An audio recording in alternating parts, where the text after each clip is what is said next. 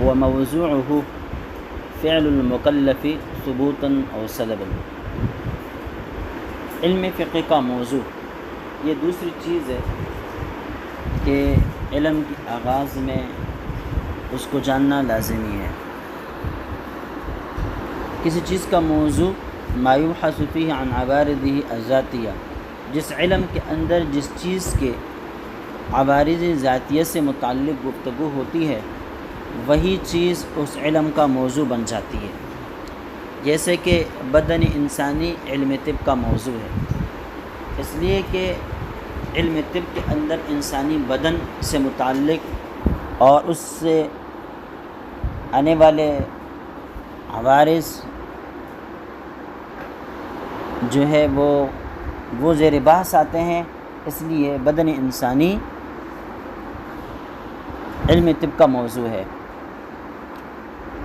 وہ علم فقہ میں مکلف کا جو عمل ہے، جو فعل ہے، وہ زیر بحث آتا ہے، اس اعتبار سے، اس حیثیت سے کہ شریعت کی نظر میں یہ کام جائز ہے، ناجائز ہے، حرام ہے، مکروہ ہے، اس لیے فعل المکلف جو ہے وہ علم فقہ کا موضوع بن جاتا ہے۔ مکلف سے مراد عاقل بالغ انسان ہے۔ جو انسان نابالغ ہو اور غیر عاقل ہو وہ مکلف نہیں ہے۔ البتہ جب یہ مکلف نہیں ہے، جیسے کہ بچہ ہے، صبی، تو اس کے جو افعال ہوتے ہیں ان کے ساتھ فقہی حکم متعلق نہیں ہوگا کہ بچے کے اوپر بچے کا یہ عمل واجب ہے یا حرام ہے یا فلاں ہے، یا یہ بچے کے اس عمل کے ساتھ فقہی حکم کا تعلق نہیں ہوگا۔ البتہ اس پر یہ سوال اٹھتا ہے کہ جب بچے کے فعل کے ساتھ شرعی حکم متعلق نہیں ہے، وہ مکلف ہے ہی نہیں، تو پھر اس صورت میں اگر بچہ کسی کا نقصان کر دیتا ہے تو اس کا ضمان تو اس کے اوپر آتا ہے، ضمان کی ادائیگی کرنی ہوتی ہے۔ تو جواب حضرات نے یہ دیا ہے، آپ نے توضیح تلویق کے اندر بھی یہ پڑھا ہے کہ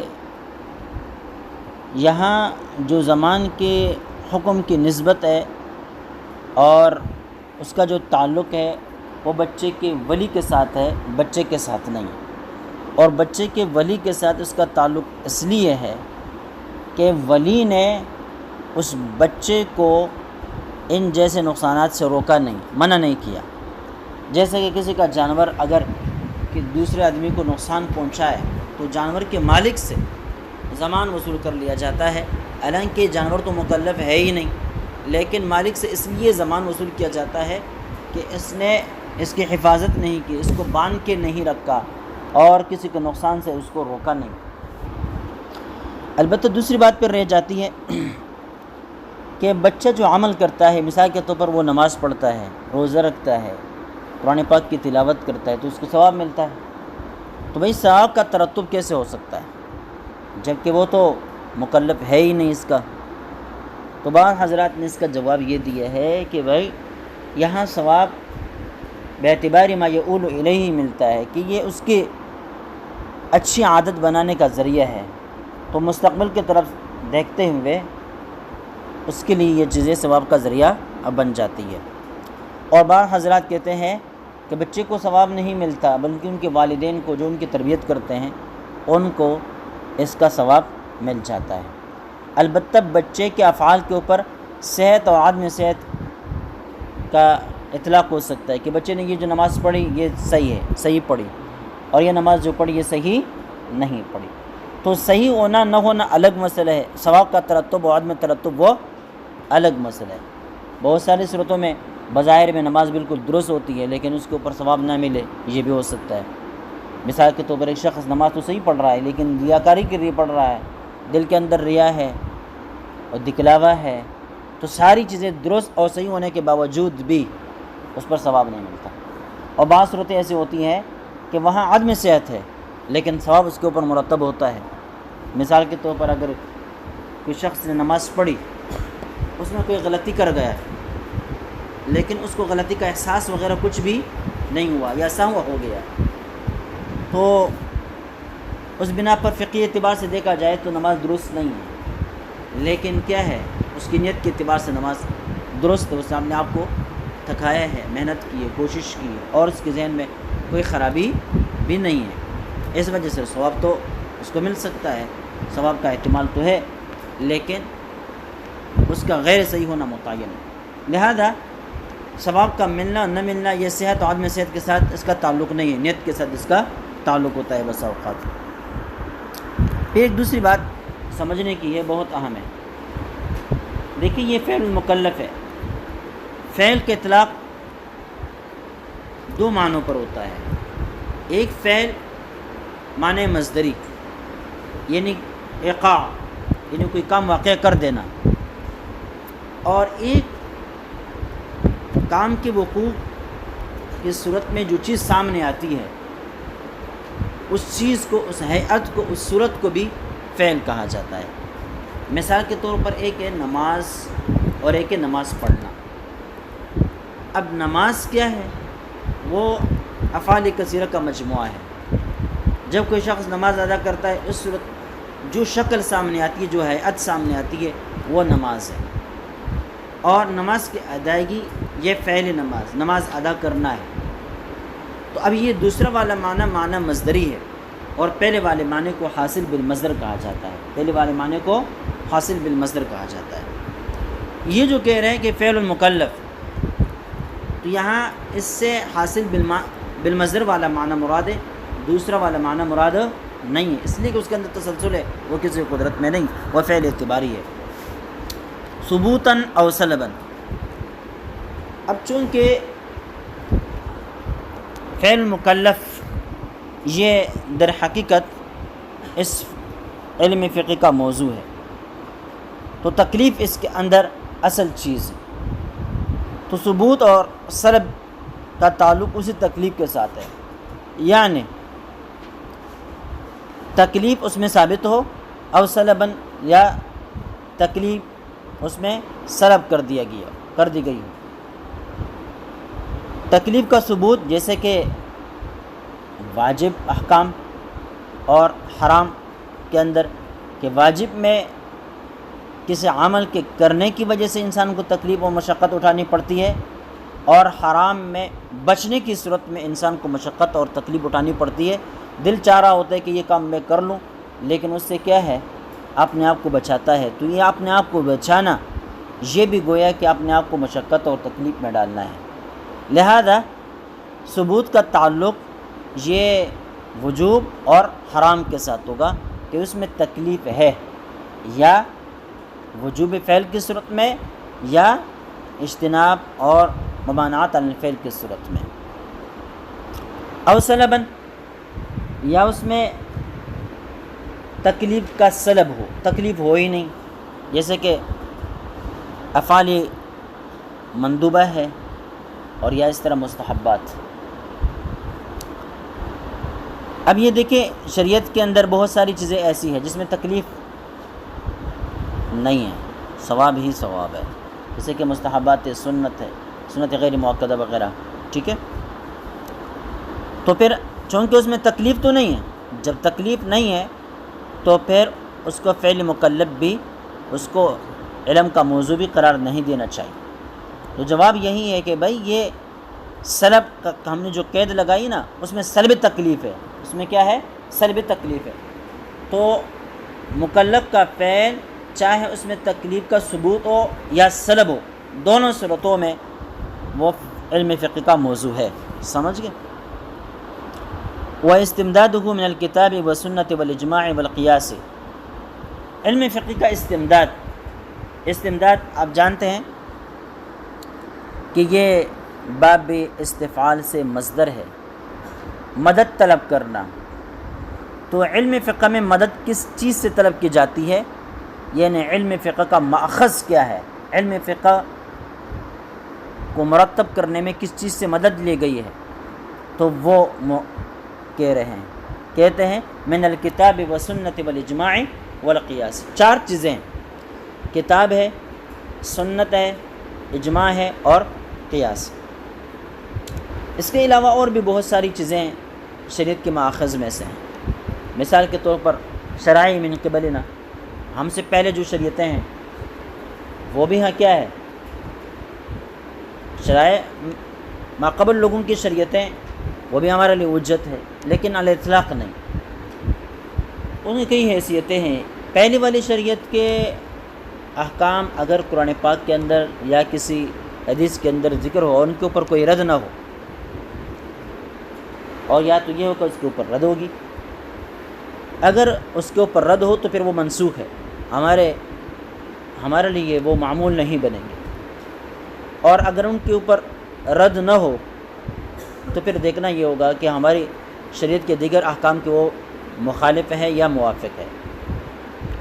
اگر مخالف ہے تو پھر بھی قابل قبول نہیں ہے، اگر موافق ہے تو پھر لے لیے جائیں گے، یا بالکل مسکوت عنہ ہے، یعنی ان کا تو ذکر کر دیا گیا ہے لیکن نصوص کے مخالف اور موافق کا کچھ وہ نہیں ہے، عنصر سامنے نہیں ہے، ایسی صورت میں بھی وہ ہمارے لیے حجت بنیں گے۔ چونکہ اب وہ تو یا قرآن نے خود بیان کیے ہوں گے یا احادیث مبارکہ میں ان کا ذکر ہوگا۔ اگر قرآن نے خود بیان کی ہے تو پھر وہ قرآن میں داخل ہے، اگر احادیث مبارکہ میں اس کا ذکر ہے تو پھر وہ احادیث میں شامل ہے، لہذا الگ طور پر ذکر کرنے کی ضرورت نہیں ہے۔ والسنہ، نبی پاک صلی اللہ علیہ وسلم کا قول، فعل اور تقریر، یہ سنت کہلاتا ہے، ٹھیک ہے۔ اس صورت میں بعض چیزیں یہ ہیں کہ ایک ہوتی ہے حدیث اور ایک ہوتی ہے سنت۔ حدیث یہ دال ہے اور سنت اس کا مدلول ہے، یعنی آپ صلی اللہ علیہ وسلم کا قول، فعل اور تقریر، اس کے اوپر حدیث کا اطلاق ہوتا ہے، لیکن اسی حدیث سے جو چیز ہمارے سامنے آ جاتی ہے عمل کے لیے، اس چیز کو سنت کہا جاتا ہے۔ لہذا ہر چیز کا حدیث کے اندر آنا یہ اس کی سنت ہونے کی دلیل نہیں ہوا کرتی، ہر چیز کا حدیث کے اندر آنا یہ اس کی سنت ہونے کی دلیل نہیں ہوا کرتی۔ بہت ساری چیزیں ایسی ہیں جن کا ذکر احادیث مبارکہ میں ہے لیکن وہ ہمارے لیے مسنون نہیں ہے، آپ صلی اللہ علیہ وسلم کی خاصیات میں سے ہیں یا وہ منسوخ کر دیے گئے ہیں، ٹھیک ہے، یعنی آپ صلی اللہ علیہ وسلم بیان بھی کر دیے لیکن پھر بھی کیا ہے، وہ ہماری شریعت کا حصہ ہمارے لیے مسنون نہیں رہے، یا تو خاصیت ان کی وجہ سے یا کسی خاص علت وغیرہ پر مشتمل ہونے کی وجہ سے جس کے بعد وہ علت باقی نہیں رہی ہو، وغیرہ وغیرہ۔ بہرحال آسان یہ ہے کہ سنت مدلول ہے اور حدیث اس کا دال ہے، دونوں میں یہی فرق ہے، اور جب کہ بعض حضرات ایک دوسرے پر اس کے اطلاق کرتے رہتے ہیں، حدیث بول کر سنت، سنت بول کر حدیث مراد لیتے ہیں۔ والاجماع، اجماع، اجماع یجمع، اجماع کا مطلب ہوتا ہے پکا ارادہ کرنا، اور اتفاق کے معنی میں بھی آتا ہے۔ اصطلاح میں کسی بھی زمانے کے اہل علم حضرات کا کسی بھی مسئلے سے متعلق اتفاق اور اتحاد کرنے کو اجماع کہا جاتا ہے۔ اس میں طویل بحث ہے بھائی، مختلف کتابوں کے اندر آپ نے پڑھی کہ اجماع کس کا مقبول ہے، کس کے اجماع کا اعتبار کیا جائے گا، کس کا نہیں کیا جائے گا۔ تو بعض حضرات کہتے ہیں صرف صحابہ کا اجماع قابل قبول ہے، اس کے بعد کسی کا اجماع قابل قبول نہیں ہے، اس لیے کہ وہ حضرات کہتے ہیں کہ صحابہ کرام کے بعد اجماع کا تحقق ہو ہی نہیں سکتا، اس لیے کہ دنیا کے اندر پھیلاؤ آ گیا ہے۔ اب چین کے اندر رہنے والے لوگوں کو، علماء کو کیسے پتہ کہ امریکہ والے کیا کہہ رہے ہیں، امریکہ کے اندر رہنے والوں کو کیا پتہ کہ فرانس والے کیا کہہ رہے ہیں، چین دوسرے ملک والے کیا کہہ رہے ہیں، لہذا ان کا اتفاق چونکہ ان حضرات کی نظر میں وہ ممکن نہیں ہے، اس لیے وہ حضرات کہتے ہیں صحابہ کے علاوہ کسی اور کا اجماع قابل قبول نہیں۔ بعض حضرات کہتے ہیں کہ صرف اہل رسول آپ صلی اللہ علیہ وسلم کے جو اہل ہے، اہل بیت ہیں، ان کے اجماع کا اعتبار ہے، باقی کسی کا نہیں۔ بہرحال ہمارا مسئلہ کے حوالے سے یہ کہ ہر زمانے کے علماء جب کسی چیز کے اوپر اتفاق کر جاتے ہیں، اتحاد کر جاتے ہیں تو وہ اجماع بن جاتا ہے، اور جس طرح صحابہ کرام کے دور کا اجماع حجت ہے، اس طرح بعد کے علماء کا اجماع بھی حجت اور دلیل ہے، تو اس کی اتباع کرنا لازم ہے۔ اور دلیل یہ ہے کہ نبی صلی اللہ علیہ وسلم نے خود ارشاد فرمایا کہ لا تجتمع امتی علی الضلالہ، میری امت ضلالت پر مجتمع نہیں ہوگی۔ اب امت کا لفظ عام ہے، صحابہ کرام کے دور سے لے کر قیامت تک آنے والی تمام امت مسلمہ کو یہ شامل ہے، لہذا ہر زمانے کا اجماع قابل حجت اور دلیل ہے۔ اب پھر اس میں اور بھی باتیں ہیں کہ بھئی اجماع قولی اور سکوتی اور وغیرہ وغیرہ، لیکن وہ یہاں ذکر کرنے کی ضرورت نہیں۔ والقیاس، قیاس اندازہ کرنے کے معنی میں آتا ہے، اصطلاح میں ایک منصوص حکم کو غیر منصوص چیز کی طرف متعدی کر دینے کا نام جو ہے وہ قیاس کہلاتا ہے۔ یہ ہمارے نزدیک میں حجت ہے، اور اس کی حجت ہونا قرآن و حدیث وغیرہ سے ثابت ہے۔ وغایتہ الفوز بسعادۃ الدارین، تیسری چیز ذکر کر رہے ہیں جو اہم چیزیں ہیں، وہ اس علم فقہ کا غرض اور مقصد ہے کہ علم فقہ کو پڑھنے کا مقصد کیا ہے، ہم پڑھ کر اس سے ہمیں کیا فائدہ ہوگا۔ تو کہتے ہیں الفوز بسعادۃ الدارین، دونوں جہانوں کی سعادت کو حاصل کرنا ہے۔ دنیا کے اندر کس طرح بھائی صاحب علم کی ویسے بھی عزت قدر و احترام کیا جاتا ہے، اور پھر وہ علم شریعت کا ماہر ہو تو اس کی عزت قدر و احترام ہو، اور آخرت میں بھی چونکہ زندگی جب شریعت کے مطابق ہوتی ہے تو پھر آخرت بھی اس سے سنور جاتی ہے۔ تو کہتے ہیں بہرحال دونوں صورتوں میں بتا رہے ہیں کہ الفوز بسعادۃ الدارین، سعادۃ الدارین کا حصول ہے۔ یہ تو وہ عام غرض غایت ہے جو اکثر و بیشتر علوم دینیہ کی بیان کر دی جاتی ہے۔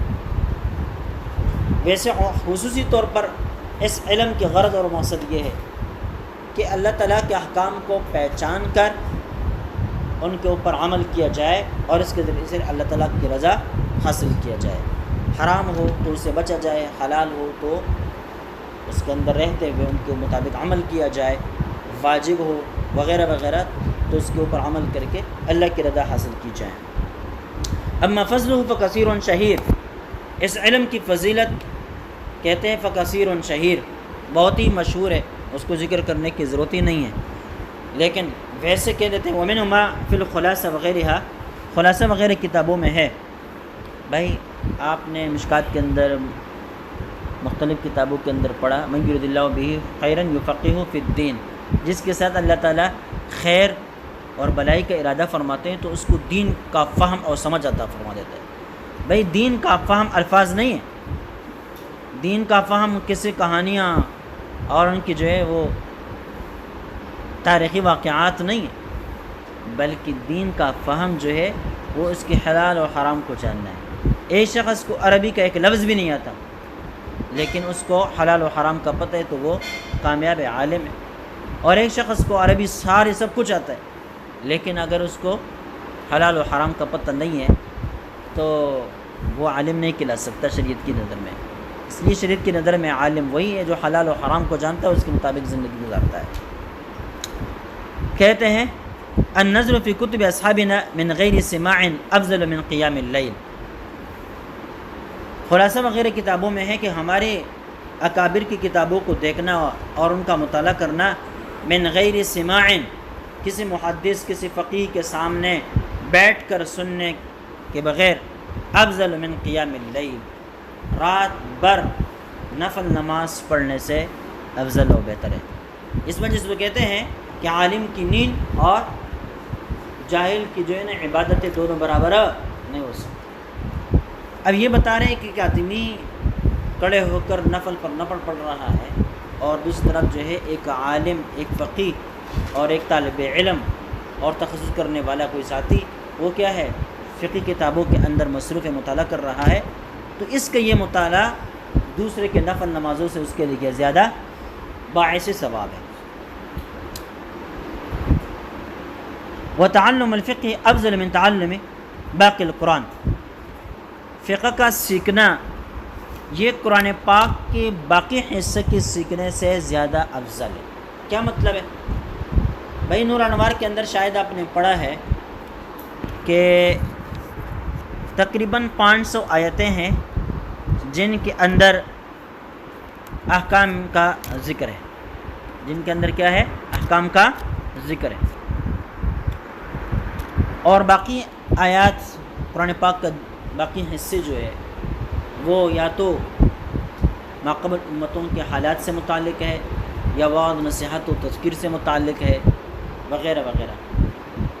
یہاں پر اسی کی طرف اشارہ ہے کہ وتعلم الفقہ افضل من تعلم باقی القرآن، یعنی قرآن پاک کا وہ حصہ جو فقہی احکام سے متعلق ہے، اور ان کے علاوہ باقی حصہ سیکھنا اور اس کے اندر مستغرق ہو کر اس کا مطالعہ کرتے رہنا، جبکہ مد مقابل میں کسی فقہی کتاب کا مطالعہ کرنا جس کے اندر حلال و حرام کا ذکر ہو، خود براہ راست قرآن پاک کی دلیل سے یا احادیث مطہرہ کے دلیل سے، وہ افضل ہے۔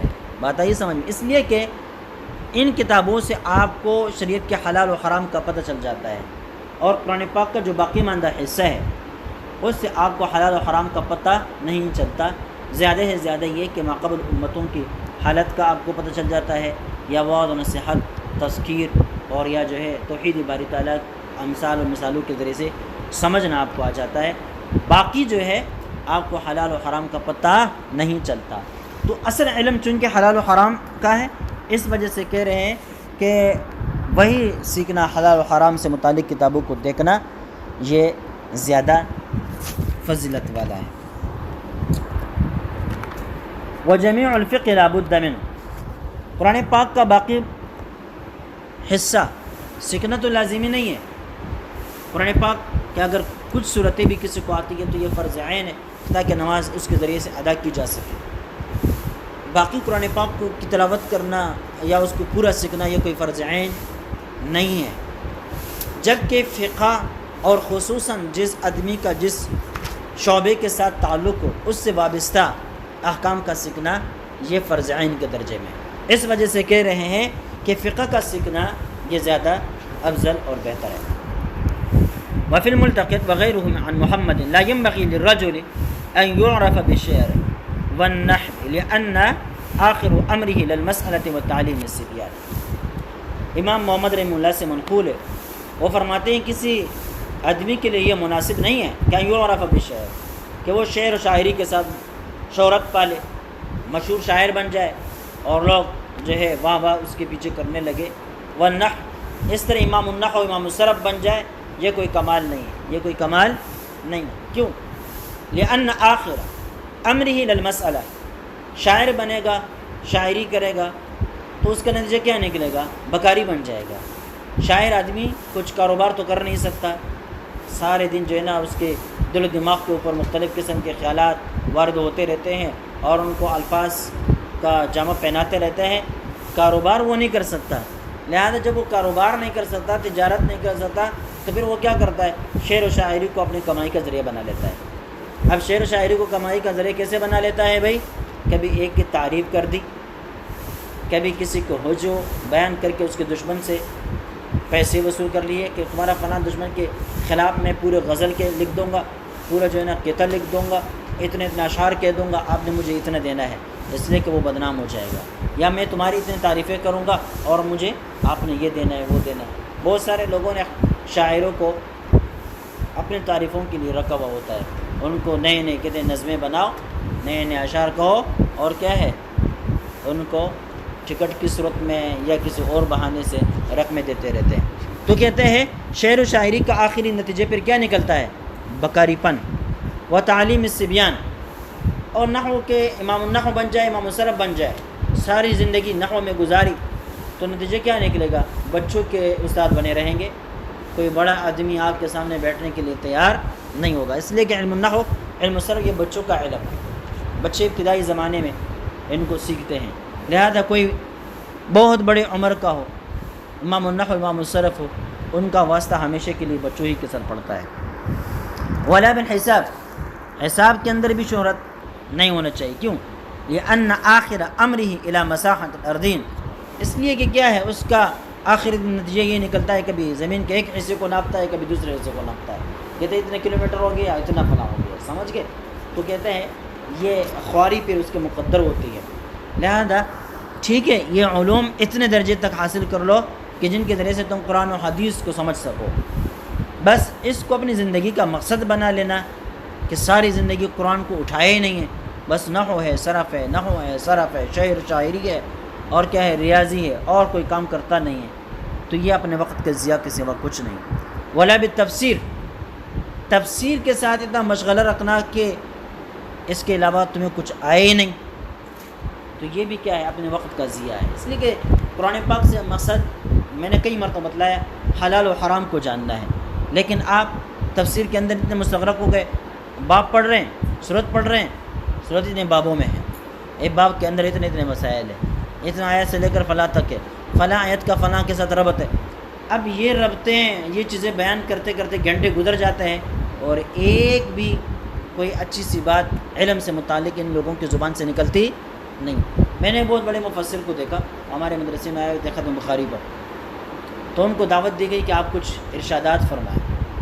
وہ حضرت آ کے منبر پر بیٹھ گئے تو اس نے سورہ بقرہ کا خلاصہ بیان کرنا شروع کر دیا۔ شروع میں کہا کہ مجھے کوئی تقریر آتی نہیں ہے، ساری زندگی تفسیر پڑھنے پڑھانے میں گزر گئی، لہذا اب میں کیا کرتا ہوں، سورہ بقرہ کا خلاصہ بیان۔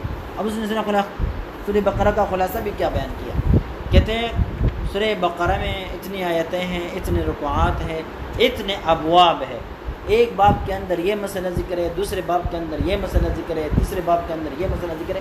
وہ جو ان لوگوں کا خود ساختہ تقسیم ہے، اس خود ساختہ تقسیم کے مطابق اس نے تقریباً 45 منٹ گھنٹہ لگا دیا، اور ایک بھی کوئی اچھی بات ایسی نہیں کہی جس سے لوگوں کو کوئی نفع پہنچ سکے۔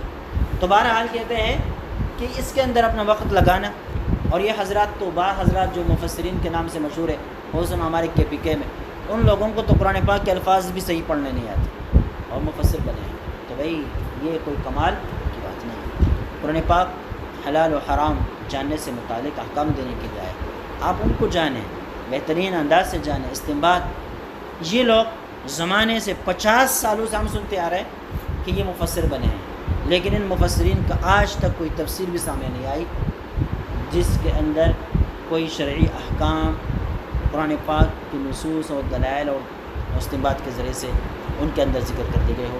ایسی کوئی تفسیر اب تک ہم نے دیکھی نہیں دیکھی، ایسی کوئی محنت اب تک نہیں۔ قرآن پاک صحابہ کرام کے دور سے لے کر قیامت تک آنے والی تمام نسلوں کے لیے ہدایت کا ذریعہ ہے۔ تو ہدایت کا ذریعہ کیسے بنے گا بھائی، جب کہ ہر زمانے کے اندر آپ اس کو ڈھال دیں، اور ہر زمانے کے مسائل کا براہ راست آپ قرآن پاک کی طرف رجوع کروا دیں۔ آپ اگر یہ جانیں کہ اس آیت کا فلاں آیت کے ساتھ ربط ہے یا نہ جانیں، لیکن آپ یہ کہیں کہ بھائی اس کا فلاں کے ساتھ ربط ہے یا نہیں ہے، میں نہیں جانتا، لیکن اس آیت کا مطلب یہ ہے، اس آیت سے یہ مسئلہ ثابت ہوتا ہے، بس یہی کافی ہے۔ بات ہے یہ سمجھ میں یہ ہے، لأن آخر امرہ التذکیر والقصص یا والقصص دونوں طرح پڑھ سکتے ہیں، اس لیے کہ تفسیر بیانی، تفسیر کے اندر مہارت رکھنے کا آخری نتیجہ کیا نکلتا ہے، وعظ نصیحت۔ قصص بیانی کیسے بیان کرتا ہے، کہانیاں بیان کرتا ہے، فلاں قوم ایسی ہوئی، فلاں قوم یہ ہوئی، فلاں وہ ہوئی، سمجھ گئے؟ اس کے علاوہ مفسر کے پاس اور کچھ نہیں ہوتا۔ بل یکون علمہ فی الحلال والحرام، کہتے ہیں جب ان علوم میں سے کوئی علم کسی علم کے ساتھ شہرت نہ پائے، حاصل نہ کرے، شوق زیادہ نہ رکھے، تو پھر کیا کرے؟ کہتے ہیں بل یکون علمہ فی الحلال والحرام، اس کا علم حلال و حرام سے متعلق ہونا چاہیے۔ وما لا بد منہ من الاحکام، اور احکام میں سے جو ضروری چیزیں ان کے متعلق علم ہونا چاہیے کہ آپ کو یہ پتہ ہو۔ آپ کو بخاری بالکل نہیں آتی، بالکل پڑھی بھی نہیں، لیکن آپ کو پتہ ہے کہ وضو کے اندر کتنے فرائض ہیں، یہ اہم ہے۔ اور ایک شخص نے ساری زندگی بخاری پڑھتے پڑھاتے گزاری، لیکن اختلافات اور مختلف چیزیں پڑھتے پڑھتے اتنے شکوک و شبہات کے اندر بھرا ہوا ہے، اس کو یہ بھی پتہ نہیں کہ قرآن کہ کیا ہے، فلاں چیز کی اتنی سنتیں ہیں، فلاں چیز کی جو ہے نا اتنے فرائض ہے، بلکہ وہ شکوک و شبہات کے اندر پڑا ہوا ہے، تو اس کے اس علم سے کوئی فائدہ نہیں ہے۔ بات سمجھ میں نہیں؟ کہتے ہیں اذا معتز کما قیل، جیسے کہ کہا گیا۔ اب یہ دو بنا پر یہ لفظ کہتا ہے، یا تو کہہ رہے کہ میں نے جو اب تک اتنے بڑے بڑے دعوے کیے علم فقہ کے حوالے سے، وہ اس لیے کہ جیسے کہ یہ اس کی دلیل یہ ہے، اس کی دلیل یہ ہے، یا یہ کہ وہ کہہ رہے کہ میں نے دعوے کی بالکل درست اور صحیح کیے، اور اس کی نظیر جو ہے نا یہ قول ہے، جس طرح کہ یہ بھی کہا گیا اذا معتز ذو علم بعلم فعلم الفقہ اولا باعتزاز، جب کوئی صاحب علم عزت حاصل کرنا چاہے کسی علم کے ساتھ، فعلم الفقہ اولا باعتزاز، تو علم فقہ کے ساتھ عزت حاصل کرنا یہ بہتر اور افضل ہے، اس لیے کہ عملی زندگی کے ساتھ فقہ کا تعلق آپ دیکھیں گے انشاءاللہ، بعد میں آپ دیکھیں گے کہ بڑے بڑے محدثین، بڑے بڑے مفسرین آپ کے پاس اس نقطہ لے کر آئیں گے۔ حالانکہ نام ان کا ہوگا لیکن وہ رجوع آپ کی طرف کرتے ہوں گے. تو یہ عزت قدر جو آپ کو دے رہا ہے یہ کیا دے رہا ہے؟ علم فقہ دے رہا ہے. ٹھیک ہے. فَكَمْ طِيبٍ يَفُوحُ وَلَا كَمِسْكٍ، کتنی ہی خوشبویاں ہیں جو پھوٹ رہی ہیں، ان کی خوشبویاں نکل رہی ہیں، وَلَا كَمِسْكٍ، لیکن وہ مشک کی طرح نہیں ہوتی. اب یہاں واو عطف لے کر آئے ہیں تو بعض حضرات کہتے ہیں اس سے پہلے ایک چیز جو ہے نا وہ معطوف محذوف ہے، لا کعنبر ولا کمسک، عنبر اور مسک کی طرح نہیں. اور بعض حضرات کہتے ہیں کہ فکم طیب یفوح ولا یفوح کمسک، یعنی بہت سارے خوشبویاں جو پھوٹ رہی ہیں لیکن ان کی یہ خوشبو مشک کی طرح نہیں پھوٹتی، نہیں پھیلتی. وکم طیر یطیر ولا کبازی، اور کتنے ہی پرندے ہیں جو اڑ رہے ہیں لیکن باز کی طرح کوئی پرندہ نہیں اڑ پاتا. بازی کے آخر میں یا بھی پڑھ سکتے ہیں اور بغیر یا کے بھی پڑھ سکتے ہیں، دونوں صحیح. وقد مدح اللہ تعالی